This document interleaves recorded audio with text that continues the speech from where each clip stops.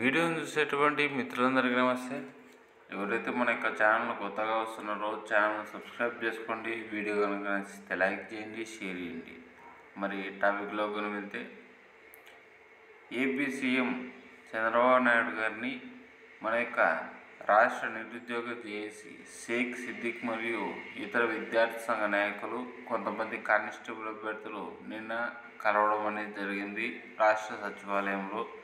ఈ యొక్క ఎవరైతే షేక్ సిద్దిక్ గారు ఉన్నారో వీరు చంద్రబాబు నాయుడు గారితో పాటు రాష్ట్ర డీజీపీ గారిని కూడా కలవడం అనేది జరిగింది. వీరు ప్రధానంగా కానిస్టేబుల్ సంబంధించినటువంటి ఏవైతే పరిష్కారం కానటువంటి పెండింగ్లో ఉన్నటువంటి కోర్టు కేసులు, వీటితో పాటుగా ప్రిలిమ్స్ రాత పరీక్షకు సంబంధించినటువంటి మార్కుల కేటాయింపు మీద కూడా ఈ యొక్క చంద్రబాబు నాయుడు గారికి విజ్ఞప్తి చేసినట్లుగా మనకు ఉన్నటువంటి 100% జెన్యూన్ ఇన్ఫర్మేషన్ అండి.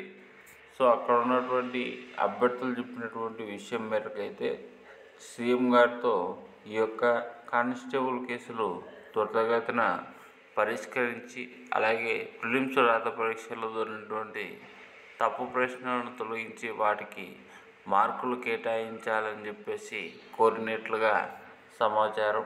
సీఎం గారి నుంచి కూడా సానుకూలమైనటువంటి స్పందన కూడా వచ్చిందని వారు మనతో చెప్పడం అనేది జరిగింది. ఏది ఏమైనప్పటికీ కూడా మరొక 2 రోజుల్లో ఈ అభ్యర్థులందరూ కలిసి లోకేష్ గారిని కూడా కలిసేటువంటి అవకాశం కూడా ఉంది.